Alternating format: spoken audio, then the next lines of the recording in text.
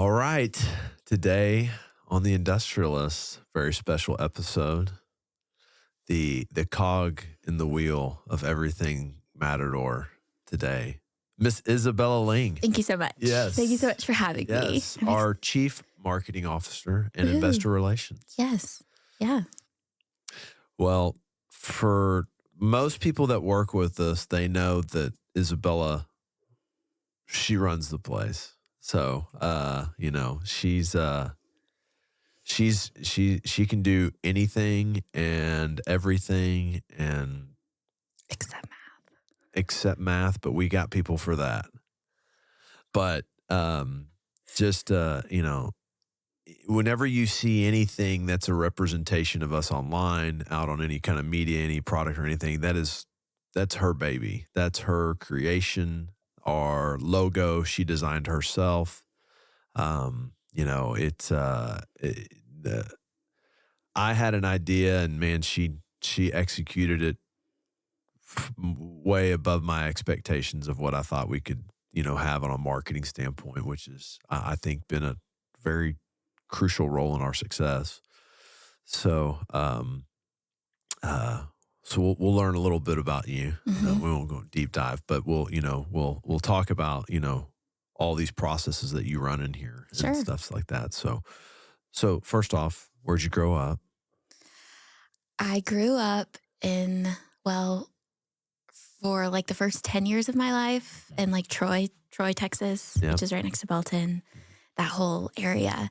And then when I was 10, we moved to Montgomery. Yep. I guess I would consider Montgomery like my hometown though, because that was like, Troy, you're kind of out in the middle of nowhere in a way. I mean, we were kind of out in the middle of nowhere in Montgomery too. I was still 45 minutes from school. Yeah. I think that's like a requirement in y'all's family. Like, it is. has to have, like, if it doesn't have a 45-minute commute, Then it's it's like, no, just not. it's too close. It's too close. It's too reasonable to be that close. We got to be far away.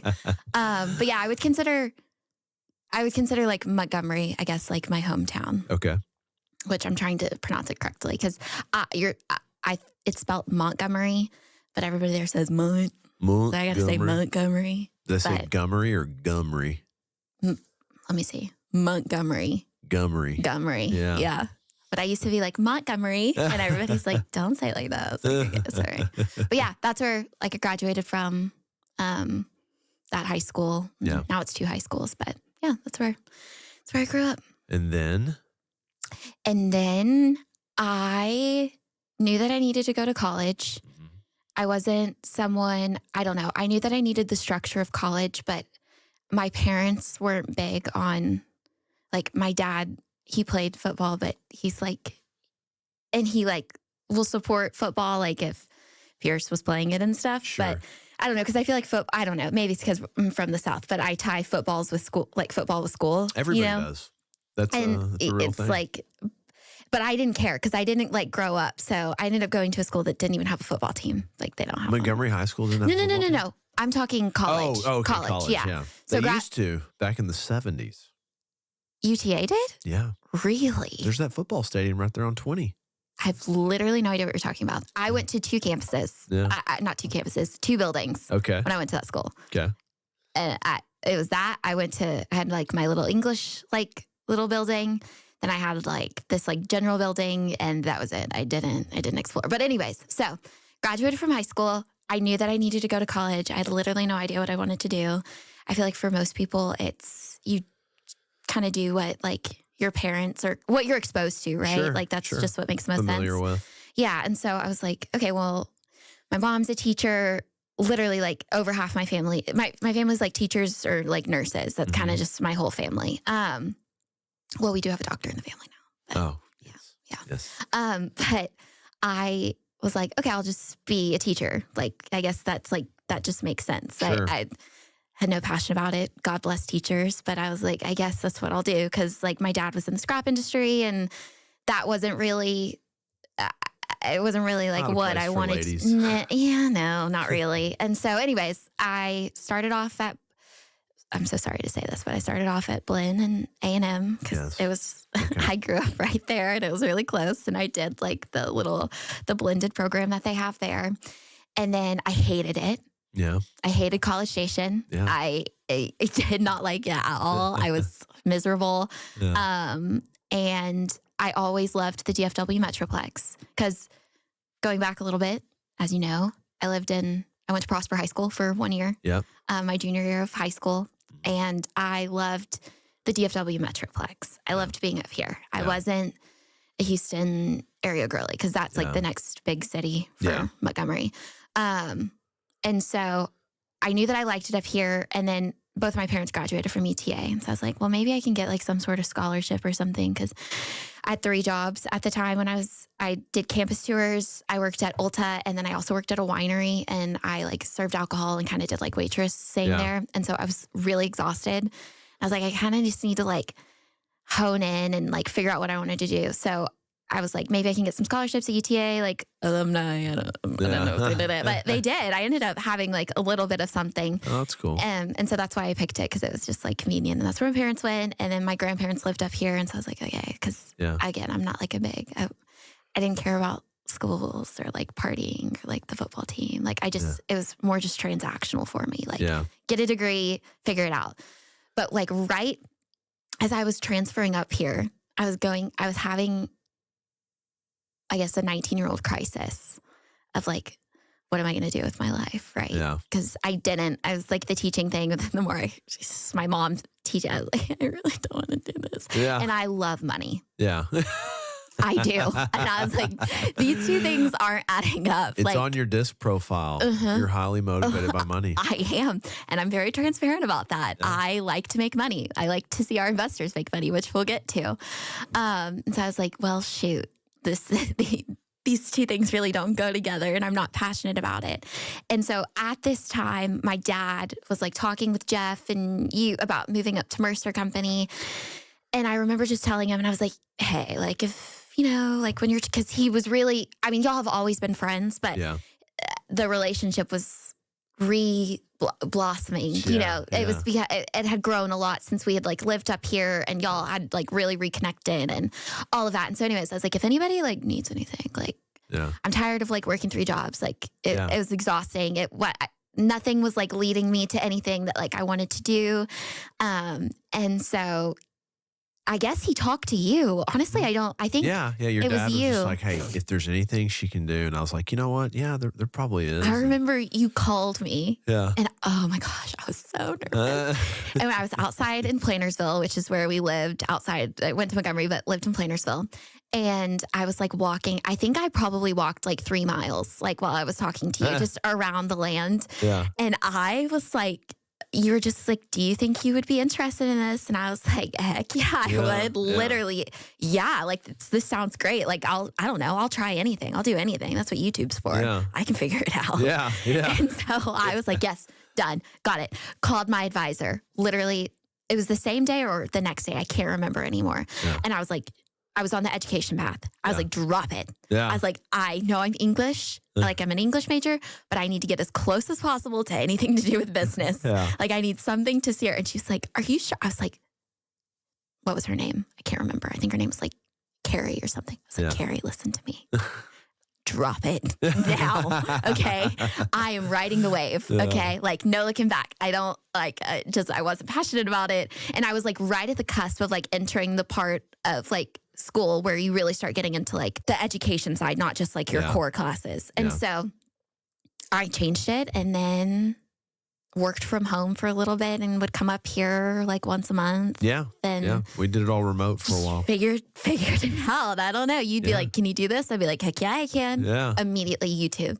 I'm like, how to draw a logo or how to build a website or I don't know. I just figured it out. You had faith in me and I'm so eternally grateful and blessed because it's changed my life for the better working here and knowing you guys and my whole family, honestly. But the fact that you had faith in me and you trusted me and you worked through it with me and let me just figure it out. It's pretty cool. It really is. I mean, it's special. Like, yeah. So what was your major in college? I was English, technical writing, and professional communication. What was your GPA? It was a 4.0. Yeah. I wanted wanted people to hear that. I want them Yeah, to know how smart you are. So, yeah, no, every time I gave you something, you came back with better than what I expected it to be. that makes me so happy because But I was so you, nervous. well, I mean, but you take a very serious approach to if you're going to do something. Like if you're going to do something, it's perfect. Like you, Well, I try, but well, I know, but you don't accept flaws. Like, well, I care so much it makes me physically ill. yeah, I Like, know. like everything does. It sounds stupid, but it's true. Well, so, when we really started Matador, it was, when you started with me, it was kind of just more brokerage stuff at the Hmm. time. And then we started, bought a building, and in the beginning, it was just me and you. Hmm. It was like me and you. Tammany, Yeah, Tammany, transaction management, proper scheduling, put inspections. everything. It was We did all of it together. locking tenants out, all of that. Yes. I was like, literally, I YouTubed that too. How to lock a tenant out. Yeah. I was like, okay, I got this. Like, this is fine. Thank God for YouTube. Yeah. Yeah. Yeah. So, it was just us, and then, that was when it was capital equity capital. CEC, baby. Oh, yeah. So yeah, for those that don't know, our original name was Capital Equity Capital. It's funny. And then I was like, I think I want to scale this, and I don't think that's a scalable Can't name. work at this. Yeah. So funny. So, but yeah, no, it's just us, just doing everything to put it together, getting, I remember loading a lot of, before you took it over when I was having to do the operating agreements because you really didn't know what they were yet at the time. And I would load everybody's DocuSign and, Which all is the things. crazy because that's so much work. I can't imagine you like And I don't know how you did it. And I was brokering like the whole time. No, I know. That's what I'm saying. Yeah. Like when I think about like that's like wild. Yeah. Like- So, but we did it all. We got the portal set up. We collected everybody's wires and Yeah. did all the things. Now we're kind of more of becoming more of a machine where, Totally. but well, let's just go into what is your role here now Okay. today where we sit today. What's All your right. role in Matador? So I handle all of our marketing. So everything from our social media posts to our email blasts to OMs, all of that. Yep. And then investor relations. So with investor relations, I manage the day-to-day communications with I counted, I think it was yesterday, I finalized the number. So we have 152 active investors. And so with them, I handle the onboarding process. I manage their operating and subscription agreements, facilitate the capital calls, and then celebrate with our investors when a deal closes. Yeah. Woo. Say congratulations, this deal is closed and funded. Yeah. We'll keep you updated. Yep. Woohoo. So how do our investors typically find us? I would say, and you can correct me if I'm wrong, but from when I was just reflecting back and thinking about this question, it's a lot of it's just relationships that you've built, whether it's through your community or professionally, Yeah. when you were brokering, building owners and things like that. So I think that's the majority of who invests with us. So it's a fabulous group of people. I literally love our investors with my whole heart. Yeah. I just do. Yeah. And I feel like I have a relationship with every single one of them. But yeah, I mean, that's all through you. Yeah. That your relationships and then kind of helping manage and love on them and do all of that. But yeah, that's where I would say the most. And then we have had some, I think, through social media, of people seeing us on LinkedIn or X, Twitter, Instagram, things like that. But I would say most is through your relationships. 98% of it. Yes. Probably. Yeah. Yeah. So if I'm a new investor Mhm. and, I'm in, what, what's the process? I want to do this. What do you see the process? Well, it's not let's say I'm not even in yet. Okay. Let's say, hey, I'm interested. You're interested. I'm interested. Yeah, sure. All right. So usually for that type of stuff, people come to you directly. Yeah. I feel again, because with the relationship, it makes sense. And Sure. just you have a level of knowledge that I don't have. And what you share with them and the connections and you literally remember everything. And so all of that. So what we'll do is you'll send me an email and you'll connect me to them. Sometimes, again, like I said a little bit earlier, we have like people who have reached out like kind of cold, like, oh, we listened to the podcast or things like that. But if it's through you, what it is you'll send me the email. You're like, hey, Bella, can you share our deck and video with them? And so what that is, which is cool, which not a lot of people do, but we do all the time, is you record those through Vimeo. But no free ads. I shouldn't have said Vimeo. Through a platform, you record these videos and you will walk people through like the deck or through a deal and we'll send it to investors or whoever. Or, you've recorded deals for everything, for brokerage stuff too, because it kind of, you can address all of those questions and the repeat questions and things like that. Even if it's on the slide, it's very different reading it than like hearing it from you. Yeah. And so I don't know. I think that's really cool that we do that. And so we'll send them that. And then that's kind of like, hey, here's everything. Kind of, like here's the assets that we buy. Here's our current like AUM. Here's how many we have in assets. Here's how much we've done in disposition assets. It has all of that. Right. All of our stats, right? Our credibility, our skin in the game. Track record. Yes, our track record.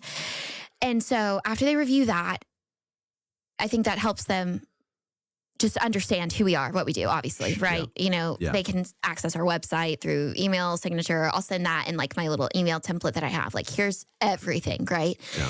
And then if they're aligned with our investment strategy, you'll usually get on the phone with them after that. Yep. After they've watched that video, kind of addresses those initial questions, comments, concerns. You'll get on the phone with them. You'll talk to them about like how much capital they want to deploy for that year. Get to know kind of like their investment goals, because obviously different people have different goals. And we want them to align and feel confident with what we do. So you'll do that. And then once we know, like, I'm in, like I align with you guys. I like your core values. I like what you buy. Yeah. I like the returns you're making for your investors. Like I'm really interested. Then I'll add them to the portal. Yep. And when you get added to Syndication Pro, at that point you join our like pool of investors.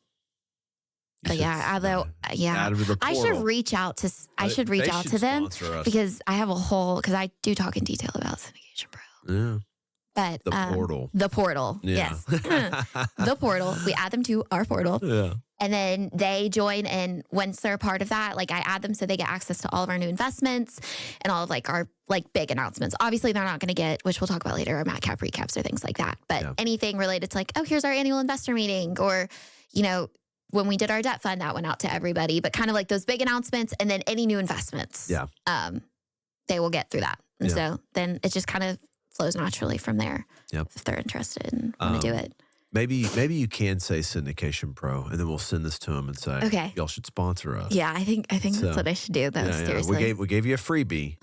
But after that, next time you got to pay. Because I do love them. Yeah, no, it's been they legit are. Well, let's do a quick plug real quick. So hey, Syndication Pro. Yeah, hey, here we go.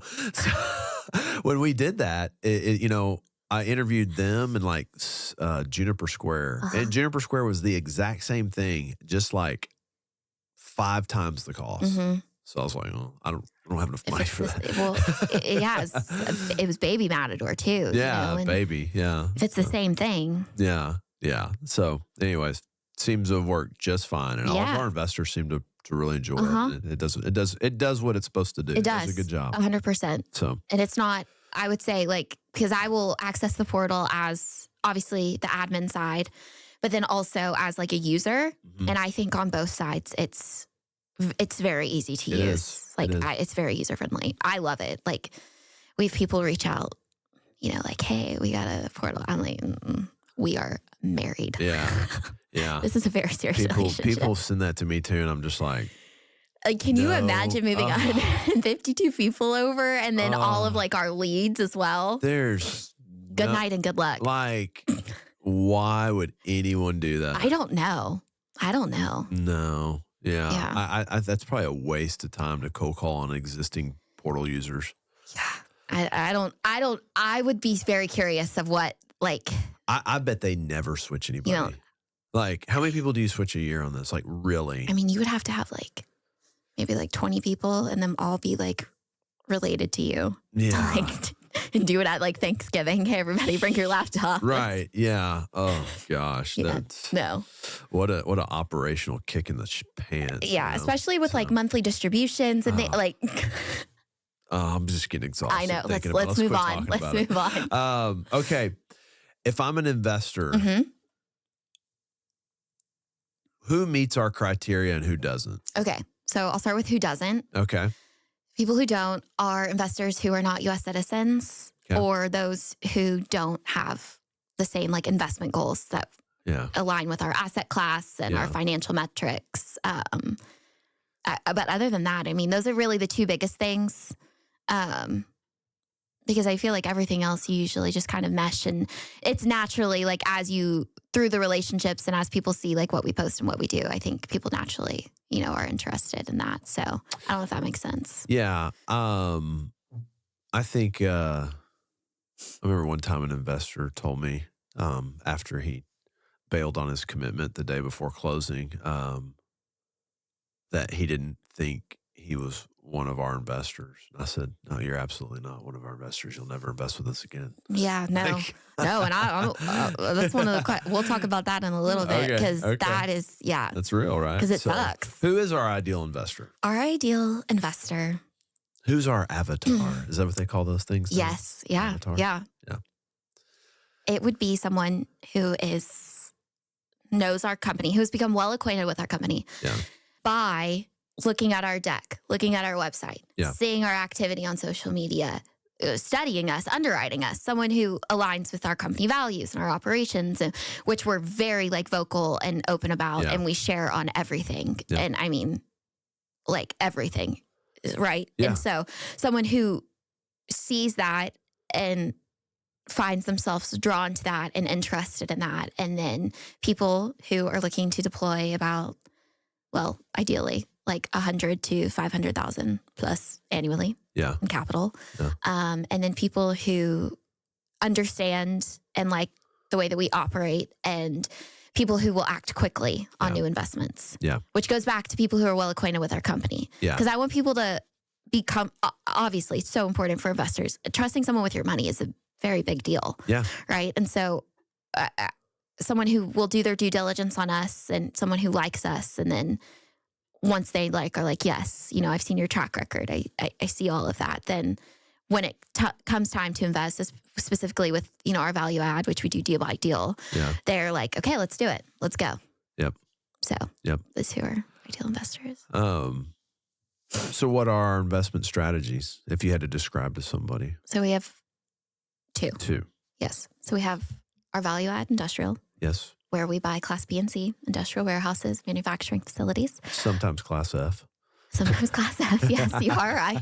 You are right. And it's all along the I-35 corridor from Texas to Oklahoma. Yep. City. Yes. And they're all deal by deal. So, we want investors who are familiar and confident within our operations. And because we raise funds, on a deal by deal basis, our investment opportunities tend to fill very quickly, like often within few hours, a day, like max, especially like at this point of where we are. So it's crucial, for investors to do their due diligence on us. So that way, when it comes time to invest in that deal, because when you are added to our portal, you're in the pool and it's first come, first serve, excluding our pre-commitment programmatic investors, which we can define and talk about in a little bit. But besides that, it's hey, everybody, come and get it. Every man for himself. Yeah, no, it really is. It's like the Hunger Games a little bit. Like, let's go. Yeah, I think we had a new investor. I onboarded him and everything, and I was like, "Hey, I'm fixing to put this deal out. You need to look at it." Okay, cool. We put it out. It subscribes in 24 hours. It oversubscribes, and then he texts me like a week later. He goes, "Hey, I just looked. This is full." I was like, "Yep, we're running a business over here." Yes, sir. Yes, sir. Yeah, no, I know that's been, especially like as we've grown and relationships grow, and you get recommendations from our investors who recommend a family member or a friend or things like that. It's you want people to be comfortable, but you also, it's like let's do this, right? Yeah. Like, Yeah. Like, no, grab my we're hand serious. and yeah, We're no, buying this. it's a legitimate, yes. With or without you. Yes. Yeah. Right. And we don't put things in the portal until we know that we're buying them. Yeah. So by the time that I'm presenting this to investors, it's happening. Yeah. You can come or see you later. Yeah. You can join that wait list. That's but right. yeah, no. So yes. Wait. Yeah. So we also have our debt fund. Yes. That's our other investment strategy. That's right. That's right. A closed-end discretionary fund, Yes. providing equity-like returns with debt-like risks. There you go. So yeah, the That's our other side. the debt fund. So that's been a big it's been a big new thing for us. It's been an idea of mine for a couple years. I just finally just got it executed and you know, I don't know. What do you think about it? I love it. Yeah. I love it. Yeah. The longest part of it is just that original subscription agreement with investors, just because it's pretty hefty. Different document. Yeah. So. But like I tell our investors, it's only one time. Yeah. You only have to fill that document out one time and then you are good to go. That's it, right? And you only get one K1. One K1. It's beautiful. Yeah. I mean, it's really beautiful. Yeah. Like it's on the back end, like the administrative side. Yes. It's so just straightforward and simple, and it's great. It is. Yeah. It is. It's our new darling around here. Mm-hmm. We do enjoy it. Well, we're deal junkies. We'll always turn around buying industrial. Yeah, I was just about to say, but also, I like a Class F industrial building, right? I like investing in that. That's right. It's fun. We know what's going to happen. Yeah.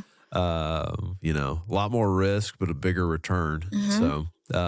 So that kind of just really comes into what kind of flavor profile are you as an investor? Like our value add, it could take 2 years before you get a return. Mm-hmm. Buyer beware. This is a turnaround business plan. This isn't, doesn't turn on the next day. And we say that in our OMs. Sure. Like when you look at our underwrite and investment overview, we say what year this is stabilized. So we're very transparent about that. But you have to And sometimes we're wrong.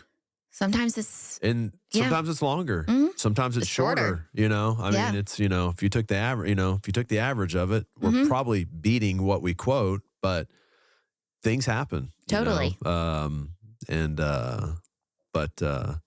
But yeah, you have to be set up for, on the value add stuff, you need to just be like, hey, I'm putting this money out there and, see you later, money. See you later for a while, Yeah. It's in the oven. Now the fund, you come into the fund, distributions start the next month for you. Yeah. It turns on pretty quickly because every asset in there is maybe not stabilized, but a loan product that has a current pay on it. And so that's a big advantage of it. So for some of our investors, I mean, one of them, he said, I love these deals, but I don't know if I'll be alive when this one sells. So I just want cash flow. That's funny. Yeah. And that's true, right? That's part of it. So, so what's the best way for someone to learn more about us? Through our marketing. Through our social media. Through our podcast. Yeah. Because we have a lot of resources. We do. We do. We have a lot of great resources. We have our website. Yeah. We have our investment decks. Yep. We have our YouTube channel. Yep. Which is full of the educational content, which, I mean, we did, like 2 years ago? Yeah. But it's all of this, it's stuff that never expires. Right. Like what's a cap rate? Yeah. What's the waterfall schedule? Right. Like you identify and explain all of that. So that's really fun to share with people because I've got like YouTube playlists. So if people are like, it makes sense, I mean, we're the experts in this. And so when we have investors come in, I mean, there's going to be things that they don't know and things that they need to learn more about. And we want them to feel confident. And so I can be like, hey, go watch this like short, it's like 2 minutes. Yeah. Jeremy explaining what's cap rate, right? What's a cost segregation study? Yeah. So those are all of those little things. Yeah. It's almost like we should recycle those videos because when we were putting them all out, I had a lot of brokerages call me and be like, I just make my guys watch this stuff because this is great. We should honestly, we should do some brush recordings. Yeah. We could just redo it all. Right? Yeah. probably not a bad idea. Yeah. Now we got our own place. Mhm. So Yeah. Yeah, I know. Before we always have to go on hodgepodge. location. Yeah. Put Yeah. it together. So, But no, so they have that, which is full of educational content. You have our social media. You have Instagram. Yep. You have X, Twitter. Yep. You have LinkedIn. Facebook isn't really, I kind of let like things like reels and things like that from the podcast, Slip kind of in there. overlap.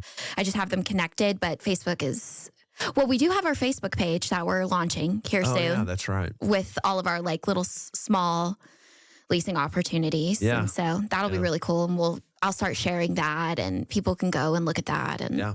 that's pretty exciting. It's pretty cool. Laurel's done a great job on that. Yeah, that's really cool. Yeah. That's pretty exciting. And then the podcast. yeah, the podcast. This is I love it. yeah, this is kind of your baby. Yeah. So It's so fun. It's so cool. Yeah, you're the executive producer. Sure. Sounds good to me. But I think our podcast is really cool. And I was thinking about this and kind of going back to how people like doing their due diligence of understanding us and, Yeah. who we are, who we work with, what we do, our core values. Yeah. What's really cool is what you've done is we've brought in, you have Confessions of a, so we have the Industrialist, right? I think Which that's is what this will be on. That's the Yes. overarching theme, though. It is. That's the name of it. Yes. And we just have But segments. we have the I'm professional term I'm is sorry. episodic series Oh, okay. Thank you. that fall below. Sorry. Fall below it. So you have Confessions of a Street Broker, you have Shop Talk, and you have Retail Recap. Yeah. But here's what's so cool about it. I don't know if you've ever thought about this. You probably have. But you have, let's start with Confessions of a Street Broker, right? Yeah. We do our deals with brokers, Yeah, right? yeah. You brokered. Yeah. That's the whole point of that. Your relationships with all of these market directors across, DFW. I mean, we've gone kind of outside of that, but really it's the people that your like network here. Yeah. Those are the people that are like bringing us deals, right? Yep. And it's so cool because that's who we got XYZ deal from that's in the portal that you're seeing, right? Right. That broker. And, we thank them. And so like seeing that tie and that relationship, I think is really cool, Yeah. right? Like, Mhm. like you learn about that person on Confessions of a Street Broker and that's the person that brought that deal. And that's just like another touch and another layer of, because we're all just like people, right? Yeah. And I just think that that's really cool and that like relationship. And then, with Shop Talk, they get to know you and Will, and they get all the like the fun like market stats of what's happening. You get the Yeah. corporate term of the week. You get that like little comedic aspect. And then with Retail Recap, it's really cool because you have you, Rob Franks, Bob Moorhead, Yeah. Will. And I think that kind of relates a little bit more over, correct me if I'm wrong, but like kind of to like the debt fund side, Yeah. right? Yeah. Because most of our products, It's the in big, debt like the fund are logo retail. chasing stuff that we Yeah. kind of talk about. And so that's so cool because you're seeing that aspect of the information that y'all are, that and the expertise there is so cool. And then you have the Industrialist, Yeah. which we have episodes under, right? Yeah. Which we've had like our attorneys on. And Yeah. we've had like title companies on and banks on. And Yeah. those are all people that we work with and Yeah. do business with. And so I don't know. I just think that's really cool because I think that provides like a whole other element and connection and understanding of who we are and what we do. Yeah. I think it's what's cool about the way social media works now is you can have your own news channel. Mm-hmm. Also, at ICSC, someone came up to me and they were like, "Hey, man, I've been listening to your podcast." And I think he was referring specifically to Shop Talk. He Mhm. goes, "It's kind of like the ticket for real estate." And I was like, That's it. That's Yeah. perfect. That's great. Yeah. I'd love to be that. You Yeah. know? So I was like, It's cool. yeah. So, it's I love doing it. It's it's a blast. It's you've done a great job producing it and Thank you. keeping it been rolling. fun. And but I think it's part of. Well, I think the other thing that it does for us is like, we're exploring another market right now, and I was like, I put a post on X, Mhm. Twitter. Hey, and I got connected with a broker in this market, and he goes, "Hey, I've never talked to you, but I feel like I know you because Yeah. I listened to all of your episodes." And I was like, "That's awesome!" Like, Yeah. You're building and working on that relationship like without even like it just happened. Yeah, it's cool. Yeah, it's like it's already a given thing. So that's been a big I think that's a immeasurable ROI Mm-hmm. but it's like infinite in a way. Hmm. And so that's been that's been a big kick of it for me. But yeah, no, this all runs on you. So you do an incredible job at it. So once you kind of have an investor on the line, you're talking to them, what are Hmm. some of the potential questions they typically ask? Okay. So the first one is usually, are there any current open offerings? Yeah. Which typically, like when we add an investor and because of how fast a deal like fills up, Yeah. there's usually not like a gap of like when that will overlap and like all the stars align for that to be like an immediate thing. Yeah. Because like we shared earlier, you get added to the portal and you're a part of that pool of investors, excluding, our programmatic pre-committed investors. It's first come, first serve. So anytime that there's a deal available, I will send an email blast out to everybody. Hey, here's a new investment opportunity, all the details. It'll have all of the documents, our templates, our offering memorandum, everything. But we aren't going to put a deal in there right when we get it under contract, right? Right. Because things change. That's what due diligence is for. Yeah. Right? Yeah, People do due stuff diligence on happens. us. We do due diligence on that asset. And we want to be for sure that we're going to be acquiring this asset. And so we won't add it until we reach that point of we're like, yes, we're doing this. Yeah.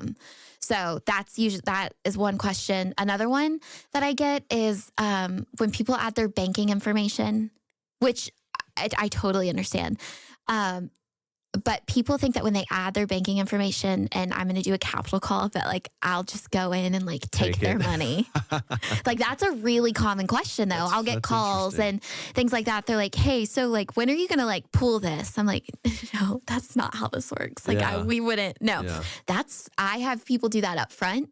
Uh-huh. So by the time we're ready to make distributions on that property, everything rock and rolls smoothly and Angie can just send those out. Yeah. Because ACH is like this, that's the safest way to send stuff. Yeah. I mean, honestly, I don't think we have any more investors who request checks.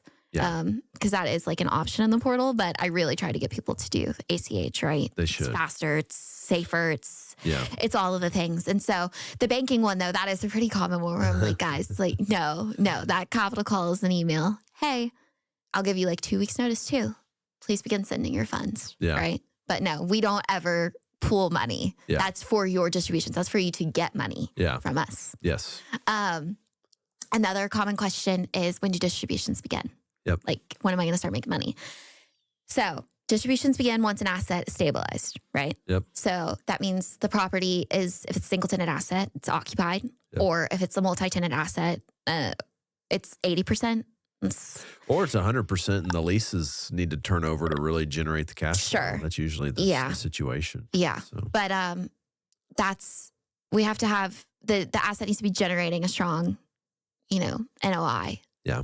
At our market rate. That's where that value add, what we do is us adding that value and turning those leases and everything that we do on that side. We have to get the asset to the point where it's making money. Yep. So that's why we're buying it, right? So correct. That's another one, when distributions begin. And then what delays distributions? Like, why am I not getting a distribution? Which we'll always address and we're very transparent about, like in the MatCap recaps. But what could potentially delay a distribution would be construction, rental rate adjustments, rising insurance and property taxes. I mean, we do CASA, we do all of that. But, there's some things that you can only fight so much. Yeah. And then vacancies. Yep. Those are all little things that can potentially delay distributions. Yep. So, and then when do I get a K1? When will I get my K1? That's another one, which we'll talk about K1s in a little bit more detail. Okay. So I'll kind of hold that a little bit. But just for the people out there, know that Angie and I care so much about getting you your K1s on time. We really prioritize that as a company, and we do it. We will do it. We will die to get you your K1s. Anyways, because it's important. It is. It's very important. Okay, so what's if I'm an investor? How am I going to know what's going on after I've given you money and I don't have a distribution yet? Totally. So that is something that I love that we do. Yeah. I think it sets us apart from other people. And it's our MatCap recaps. Yep. 1, it rhymes, so it's fun. Yeah. And 2 is it's cool. So what we do is we will send out like a monthly report of what's going on at the property. It's communicated by Jeremy and me. And it ranges from, we have some assets where it's, hey guys, nothing to report. We're just collecting rent, making distributions. That's it. But we will still send that out because things change, and that like touch, investors come back to me all the time. They're like, I love to hear that nothing's happening. Yeah. Like I like to just know, right, that everything's okay. Everything's good. Yeah. Because you don't want to be, I don't know, like I said before, and giving your money to someone and invest, that's a big deal, right? Sure. That takes a lot of trust. And so just that little touch of like, hey, everything's good. Mm-hmm. So it could be that, or it could be really detailed. I mean, it could be, here's what's going on with vacancies. Here's where we're at. We had a roof leak. We had to make this fix on the property. That was an unexpected expense. We paid property taxes and we're reconciling that with the tenants now. So distributions are going to be a little lower, or we might pause distributions for a month, until we get that money back, things like that. And what we do is every month send me voice recordings. Yeah. And then I transcribe those. Yep. I send their voice recordings. So I don't know if you know this, but I send them as me. Yeah. Because obviously my job is to talk to our investors. Yeah, you and want to be I the feel one like they call. if it's, hey guys, it's Jeremy. Because I mean, it is you reporting this information to me. Yeah. But I think you would drown in communication. Because people just want to talk to you. Sure. Yeah. Sure. Which understandable. I want to talk to you. Yeah. But you send me those recordings and then I send them out and all of them are tracked in our portal. Mm-hmm. You can go back in time as an investor and go look under updates, and you can see every single update. Everything is logged in there. Every email communication, everything. Yeah. So it's cool. It's fun. People love it. It is. It's important. It is important for sure. Yeah. So let's talk about Syndication Pro. Yeah. Our portal and kind of the experience that investors have with that, and how's that work? So, okay, wait. Actually, for reporting to investors, should we talk about what we're going to be doing now with John? Yeah, let's talk about that real quick. Okay. So we in addition to the MatCap recaps, we've kind of put together more just a comprehensive asset report that I'll send out quarterly. Yeah. Obviously we send, the other thing we do send every month is the financials with it. I don't think anyone looks at them. I don't think so either. But people just like to see the money. Yeah. So I think we're going to stop giving those monthly, and we'll just give the financials and then an overall asset snapshot quarterly. Yeah. But MatCap recaps remain monthly. Yes. Yeah. Yes. Yeah. That's the quick, hey, signed a new lease, lost a tenant, whatever it is going on. Or nothing. Yeah. Or nothing. Hopefully nothing. Yeah. But yeah. Ideally. No. Well, some assets. Some. Absolute net leases usually mean beautiful. Nothing. Yeah. Yes. Nothing is happening. I don't think I've ever said, I don't think I've ever said anything except, hey guys, just collecting rent. Yeah. Making those distributions. That's right. So MatCap recaps monthly, distributions monthly. Yeah. But that really detailed financial reporting and investment reporting happening quarterly. Is going to start happening quarterly at the end of each quarter, which is really cool. Quarter. Yeah. And I think it gives investors exactly what they want, rather than like that big financial report that's like pulled from I think Angie said she pulls it from like Yardi, right? Yeah, it comes out of so Yardi, it's like it really hones in everything that the investors want to see. Yeah. Performance. Yeah. It's performance. Totally. Based. So anyways, that'll be really cool. Pro forma versus actual performance. Mm-hmm. So, okay. So Syndication Pro. Yes. Like, how's the experience for investors with that platform? So it's where everything lives for our investors. It is the platform where they can engage in every aspect of their investment process. You have the investment opportunities in there. You review and sign subscription agreements in there. You look at the OMs in there. You receive the MatCap recaps in there. You download your K1 from there. You get your wire instructions from there. Everything lives in Syndication Pro. Yeah. Like that's the hub. It's secure. It keeps everything safe. That way you don't have things just floating around.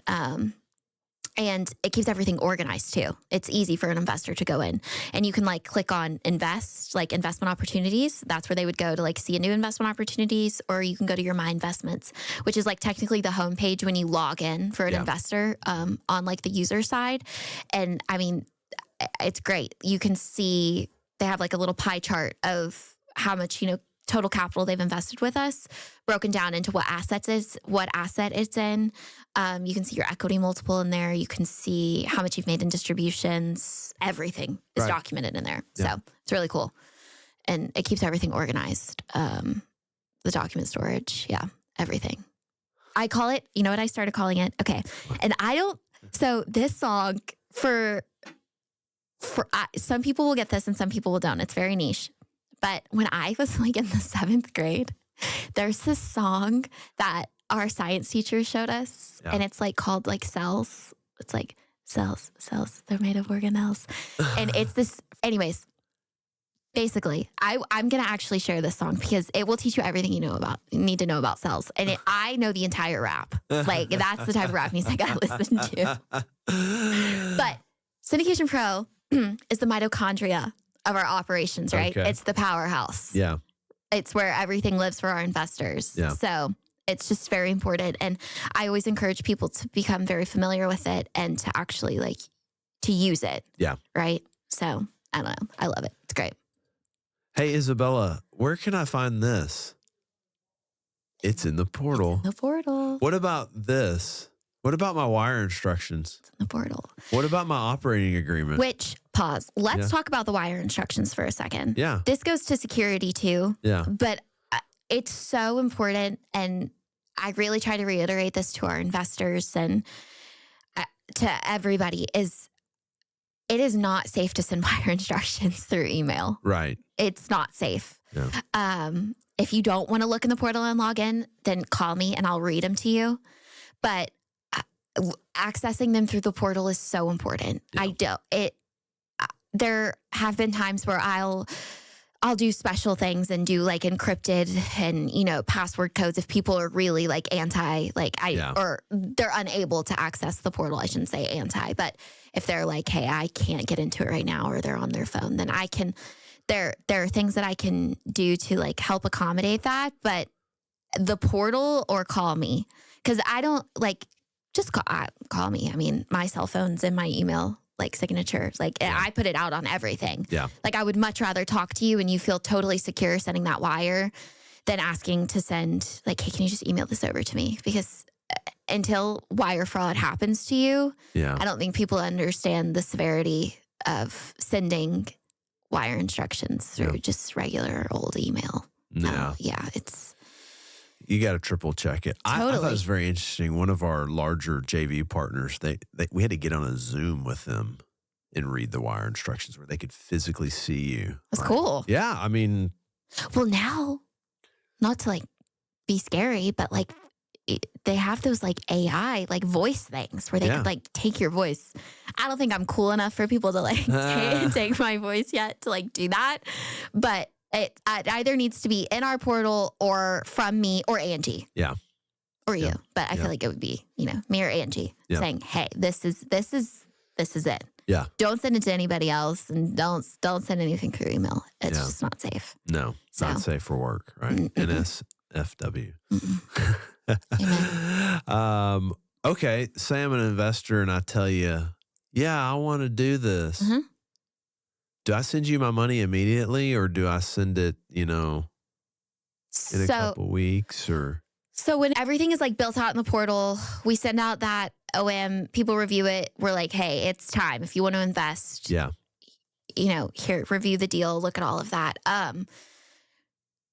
We take commitments. Yeah. So, but the commitments are it's a handshake. It's serious. It's a serious commitment. Yeah. That you're going to be investing with us. And so they will send that commitment. They can either do that again through the portal. Yeah. You click on that investment opportunities and you can click invest and you put your amount and everything's in there and you're good to go. And then you will see also in the portal that we are not asking for money immediately. Yeah. Right. Because there's still some time. There's still time. And, it's just, we don't need to hold on. No. Yeah. We don't want to hold the money. No. And so people either do one of two things. They'll either commit through the portal or they'll call me and be like, hey, or they'll do both and then send an email. Hey, did you get this? Yeah. Which I love it. It's good. All about over communicating. Sure. I like to yap, right? Yeah. Like, let's talk. Yeah. Like, yes, you're good. I've got it, right? And so we won't call for those wires until we are I give like 2 weeks of time before we're set to close because we do our best to close on time. Yeah. I think we do a good job of that. Yeah, And always. so It's reputation. totally. And so we won't call until it's like 2 weeks out. And then you don't have to worry. Like after I've added you to the portal and after you've committed, I pride myself on communicating before. So then you don't, ideally no one has any questions, right? Like they get all the information that they need from me. And so I will communicate and I'll let people know after you're committed, like you don't have to worry about anything, right? Yeah. Like I'll send it out. I'll tell you when you need to sign your subscription agreement. I'll collect that W-9 from you for K1s in the future, whether it's January 2025 when you're investing, but K1s aren't until next year. I collect all of that up front. I have people add their banking information up front, but I will communicate all of that. Right. You shouldn't have to like ask and like, hey, like what's going on? I do my best to keep everybody in the loop. And again, Use the portal. So I tell you I'm in. Mm-hmm. And then a couple weeks later, you're like, hey, it's time to send your wire. And you're like, yeah, I'm not feeling it no more. Yeah. Well, first things first, I probably am crying. Are There's probably some tears. It's not ideal. you shedding tears of nervousness or like, we're sorry, you've now become part of the departed? Both. Both. I mean, because you don't align with us if that's what you're going to do. Yeah. Right? Like then we're not like a match. Like we're not what you're looking for and you're not what we're looking for. Right. So it really stinks. It's happened a few times. It sucks because by that time when people wait and say, hey, I'm out, well, I've already got everything drafted. I've got my cap table. I've got that operating agreement. I've got the subscription agreements, which affects investors seeing what their sharing ratio is and what their units are. And like that all is affected, right? And yeah, we like 99% of the time have a wait list and we have people who wanted to invest, but it stinks because it just stinks. It takes a lot of time. It takes a lot of time and you have to go back and you said you were in. You did. Yeah. Yeah. So. And we take commitment seriously. Yeah. Like, so I don't know. And then after that, I mean, just to be frank, I will remove you from our portal. Yeah. No, it's. Because that's not how we work. And let's be specific. I've had some investors that have committed to things before and they literally just call you up and they're like, look, man, I kind of hit a spot. Totally. Like, can you help me? Does anybody else want to pick this up? Sure. But if you're just like, yeah, I'm not feeling it, because we've had that before. Mm-hmm. Lose my number. Mm-hmm. Like, we ain't working together again. Yeah. No, because and we totally understand. Life happens. Sure. And things change by the minute, right? And I totally understand that. But overall, and it can't, and also no repeat offenders. You know what I mean? Yeah. Like we don't need it. No.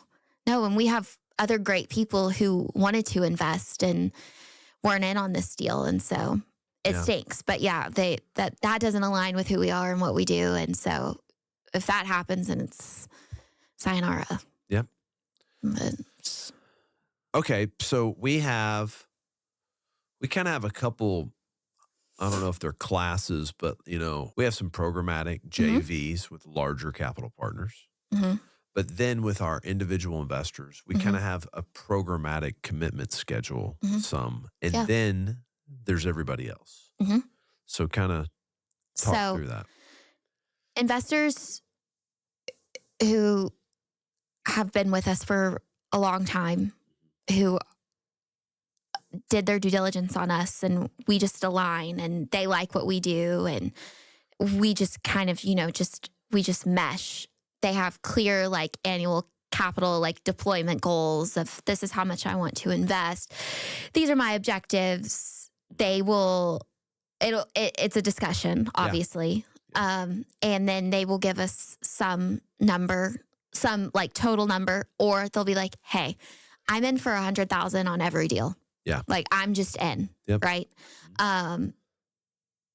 It gives them priority to Yep. our investments because, you know, sometimes we're not raising that much, you know, Yeah. deal by deal. I mean, because we're pretty broad with like, you know, the acquisition price and how much we rate. So, I mean, it's flexible. And so those investors who are programmatic, pre-committed, they get that first. I'm like, hey, here's a deal. Priority. It secures their participation early. Yeah. And it's consistent. And, you know, I will like check about like, I don't know, like maybe like a week before, give people like enough time before I know I'm going to send something out. Just, hey, confirm. You good? Yeah. You want to be in on this? Yeah. Because otherwise I can just adjust it, take you out and hey, we'll skip this one, personal reason or whatever. Yeah. And I can take them out and then I'll adjust what we send out to the rest of the portal. But yeah, it secures them in that deal. And it's great. It's proactive.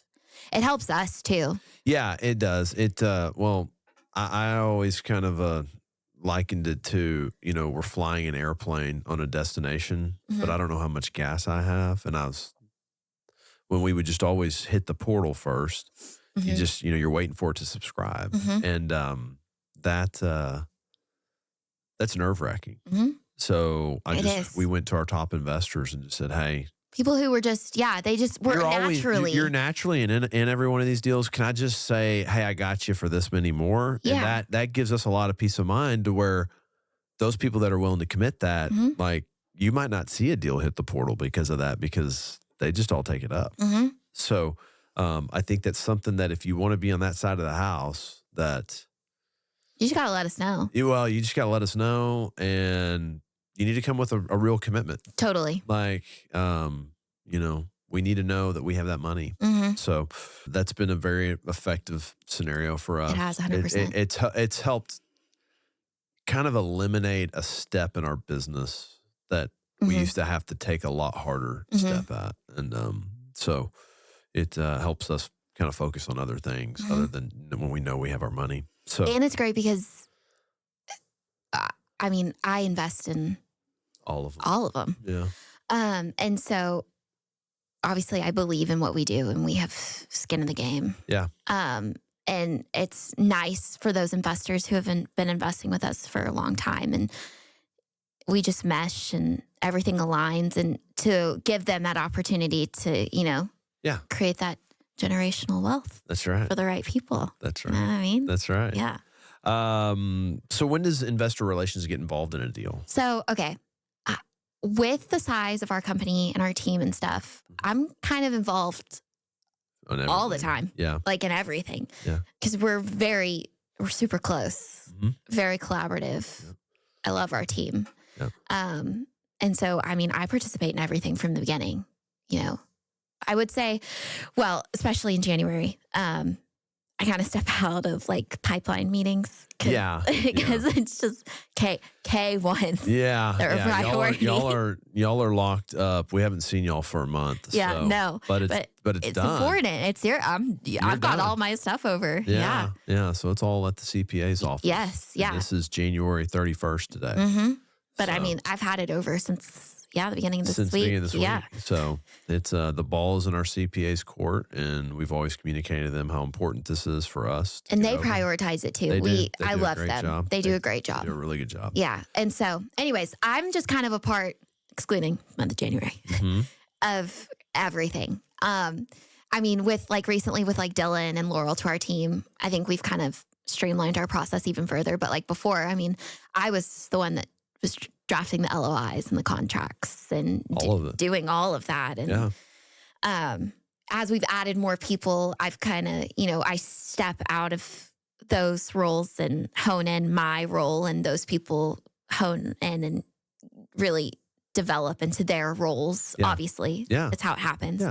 But I mean, my involvement process I've always been very involved, and I know what's happening, especially also doing the OMs, right? Like that's so much everything. Research, the location analysis, doing the pulling. Let me correct myself. I don't do the investment writer overview. God bless Will, you and Dylan, because Nope. Yeah. I can make them look real pretty though. But all of that, studying that, putting that OM together. So I'm involved at kind of all of it. Yeah. Every part. I mean, Dylan's taken over, drafting up those contracts now, but I am second check of doing them just because just the repetition, it just makes sense, especially with our team size and stuff. So, and then Laurel, I'm having her do those with me too. So it's cool. Yep. Yeah. But yeah, we're involved in all of it, all of us. Yeah. I send out everything into the portal. And then, we send the investment out, like the announcement of the capital call, and do all of that about like 2 weeks before closing, providing investors time to do their commitment and arrange their funds. And then I ensure, they're all well informed and prepared for that closing. And then once we get to the closing, excluding the Mat Cap recaps, that's kind of where I like step out. Yep.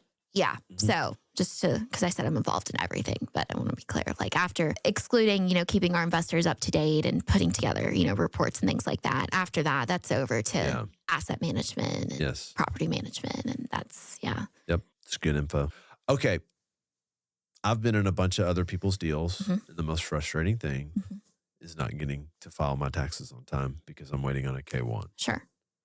And so that was something when we started this, I was like, we're going to get our K1s out on time. You've always made that very clear. That's always been a priority for sure. Yeah. So what is our delivery of K1s? How does that look for an investor? Okay. So we keep everything. So we have a great relationship with our CPA, and they have a great portal that we upload everything to. And I keep everything organized, obviously, throughout the year. That's why I collect those W-9s right when they invest with us, because that gives me everything that I need. It's easy to transfer that information over. That's why, obviously we have our operating agreements, the cap tables, all of that. So I keep track of all of that throughout the year. But I think there's specific emphasis with Angie and I, right? Angie, our controller, I love from the bottom of my heart. Yes. And then me with investor relations, right? So we're kind of the two main players, I would say, for this. Yeah, that's y'all's. And so anyways, it's just collecting all of those documents. Angie has a whole other, she does financial aspect of everything that she's pulling, but we have those lists of what we need to turn over to our CPA, and we get everything over by January 31st, right? And then our CPA has, they communicate that they'll have it to us by the end of February. Yeah. So then by like March 1, and it's great because again, through our portal, they have this beautiful new, I think they added it last year, but bulk upload of K1s, right? And all I have to do is have it formatted correctly, like I just name that file the way it needs to be for the investor or their entity. And I just go by asset. And because before I was doing it just one by one, and we had like 400 and something active investments. And I was like, it's going to be okay. I was stressed. But now it's really cool because I can just go and do that. And as long as they're named correctly, it just goes immediately to that investor and then they access it through that. But with K1, so last year was a little bit different because there was it was the tax relief for American families and workers. Yeah. So because the bonus depreciation rules. Wait, pause. We are not licensed CPAs or tax advisors. No. Discretion. Thank you. Continue. The bonus depreciation, Trump initiated this when he was his first term, and the bonus depreciation had a sliding scale from 100 to 80% to 60% to 40%, and then it just goes away. And it got into as a bill to potentially take that back to 100%. And, our government and their ever, infinite wisdom decided to let this sit on Capitol Hill right in the middle of tax season. So no one knew how to properly allocate their cost segregation studies because a ruling could have changed how everything was done. So that took a ton of communication with our investors to kind of say, hey, we're going to be delayed because the government has delayed us. And, telling people to read the email, and we made a video for them and all that stuff. And we had the direct communication from our CPA. Yes. We were just sending over what they were sending and all of that. So last year was just a little bit different. Yeah. But the standard practice. Outside of our control. Yes, completely outside of our control. But we do everything in our power to deliver those on time because we understand the importance. Yes. Yeah. I want to file my taxes on time too, right? Yeah, exactly. You do too. We're in every deal. Yeah. So, I mean, yeah, it's, I'm right here with you. yeah. So, no, it's definitely a priority, and we understand that, and we do everything in our power to make sure that we do our due diligence. How many times have I used that word throughout this podcast? A lot, but it's okay. Yeah. To do our due diligence throughout the year to have everything ready to send it over to get your K1s on time. That's right. Yeah. That's right. Okay, well, what do you think makes us different from other private equity companies? Our communication, Yeah. I feel like. Again, with the Mat Cap recaps, I don't know. I just feel like even if it's like a quarterly update that other companies are sending out, I just think a monthly update just Feels better. feels better. Yeah. I mean, it would make me feel better. Yeah. I mean, like I said, I mean, I'm in so many deals, and I send out the Mat Cap recaps, but I mean, I like to go and read through because I kind of step out at that point, right? And, you know, obviously I hear about big things in like our level 10 meeting and our quarterly meeting and things like that, but like kind of those little day-to-day smaller things. Yeah. Communicating that over, it's nice, right? Yeah. And you want to address those questions, comments, concerns before they become questions, comments, concerns. Right. So I think our communication, we do monthly distributions, Yeah. which I think is pretty cool. Yeah. And we'll communicate if it's not going to be that month, right? Again, goes back to those Mat Cap recaps. And then I think our just overall presence. Yeah. Across everything. Across our marketing. Social media, across our marketing. It's everything you do. Yeah. Not to toot my own horn, but I do think it's pretty cool. You are what makes us I'm proud different. of it. Yeah. I'm proud of what we do. Well, we're very proud of what you do. Yeah, well, you're the face of it. Some of us are a bunch of Neanderthals around here, but that's okay. We have our roles. Yeah, we all have our roles. Totally. Totally. 100%. No, I think. Do you think there's anything else? Like, I think everything you stated is part of it. You know, obviously, I think we've pulled off some really great returns for our investors too, which is what you're supposed to do. 100%. You know? We haven't had a deal go bad yet. Does that mean all of them go right? No, but I don't. You know, there's no guarantees in life, but I feel like we do a pretty good job of just knowing what we're getting into before we get into it. Totally. And you know, but that's where like your expertise and your brokerage and how creative you can be with deals is so important and makes me so confident and, you know, happy to like work here. Yeah. Because of what you have the ability to do and how you think and how you handle things and how involved you are. And I don't know, I just think that's really special. I do think that that's what makes us different because you have a total other side of like what makes you good at this, right? Like you encompass it all, you know? And so I appreciate that. What'd you say? So I appreciate that. Yeah, no, but I'm so serious about it too. Yeah. So that's, I guess that also, you know, sets us apart. Yeah. You. Yeah. Experience. Yeah. Thank you. Yeah. Well, I think this gives anyone that's interested in doing business with us a very granular look at what, you know, how we operate. Sure. I hope so. You know, you're such a pivotal role in this company. And we all are. We are. But, you know, at the end of the day, like, we will all stop whatever we're doing for anything you need. Like, that is just that's like an unwritten rule around here. If Isabella needs something from you, stop what you're doing and give it to her right now. Yeah. So, but that's because we know whatever you're doing is extremely important at that time. And we always want to make sure you're, you know, because you are a lot of the front facing. You're the second half of the investor's experience. The first half is knowing me or us and whatnot, Sure. you know, and then like you take it from there. And and they need to feel like a client, right? Yeah. I want them to feel like they're the only person. Yeah.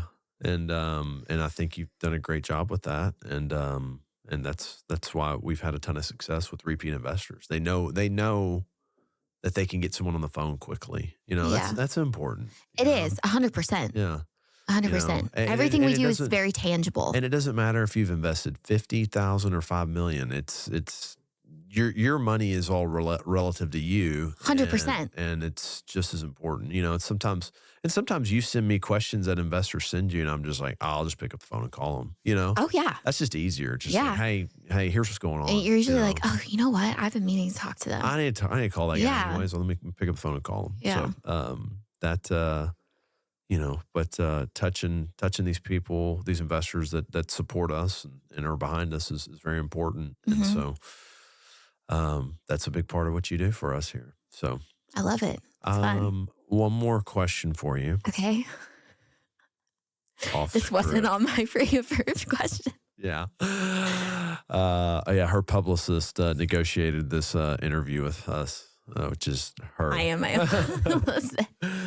What's something about Isabella Ling most people don't know? Oh, shoot. Okay. I'll say this because I think it's funny. Yeah. A lot of people don't know that I am not Asian. Which is I'm just like nothing against anything, but just my last name is Ling. Yeah. Ling. Yeah. And a lot of people think that it is, because it is. Yeah. It is like a Chinese last name. Yeah. But for me, Yeah. it is not. Yeah. My dad says to tell people that Ling means white family in Chinese. Or Ling means white parents in Chinese.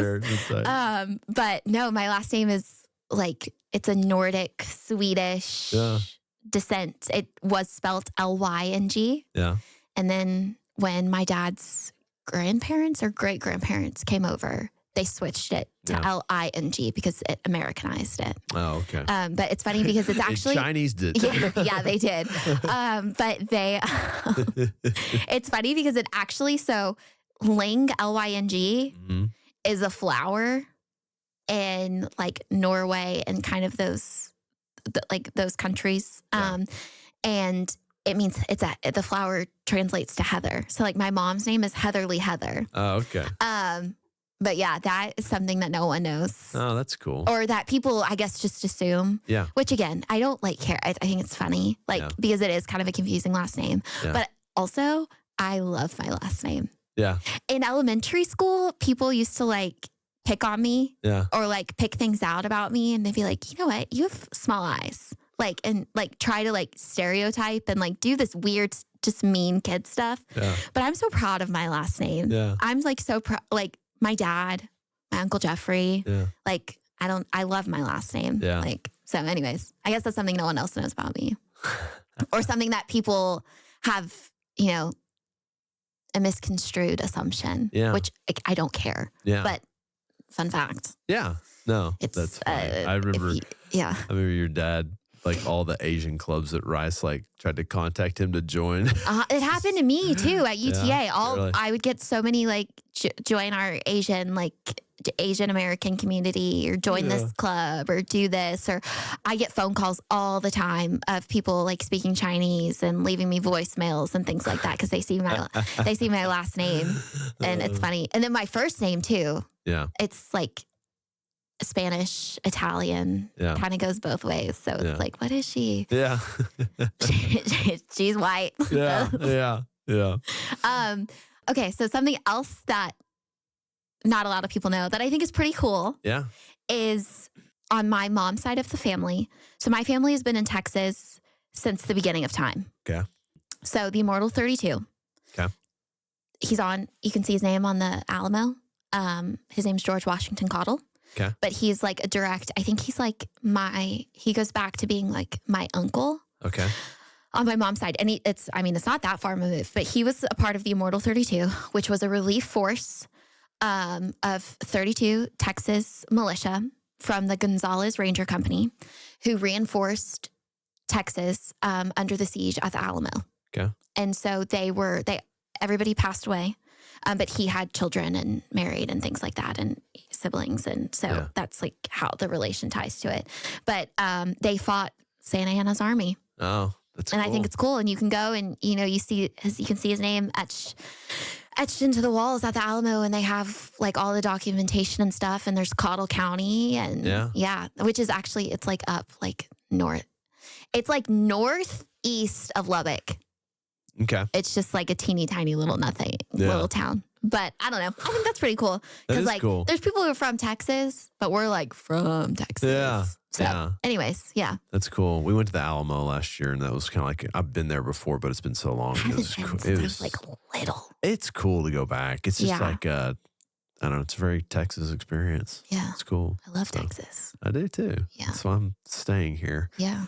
Um, But yeah, I don't know. I think other than that, I don't think there's really anything else that's that like cool or That's pretty. interesting. Those are about those it. are good. But I think they're I don't know. One is funny, and then one I'm like, I think that's pretty cool. I don't Yeah, know. that is It's just cool. a cool tie. So Well, thank you for all that you do. Thank you for agreeing to this. I know it took me a little while to get you I was nervous. comfortable to do this. I know. I but, told you. People come on the podcast. I'm like, oh my gosh, that's fine. Just sit down, relax. Yeah. It's easy. Just questions. Jeremy, I think this has taken it's taken a little bit to get me on. Just Yeah. I get nervous. I want to articulate myself well. You know Yes. what I mean? Again, this goes. I just care, and so I don't want to. I don't know. Yeah. And Well, I yap. Yeah. Well, I mean, but that's good for your role, right? Yeah, I guess. I guess. You over communicate. Yeah. So, You know what my dad's saying is, right? what? With our whole family, he has a chant and he goes, communicators, and we all supposed to go, communicate. My family can talk. Yeah. We will talk. Sometimes I ask your dad's opinion on something, and I get about 2 minutes into it. I'm like, oh no, here we go. Yeah, he takes you on a journey. Yeah. There's a story. Yeah. There is a story. Yeah. Yeah. So, well, again, we appreciate everything you do here. I know all of our investors appreciate everything you do here.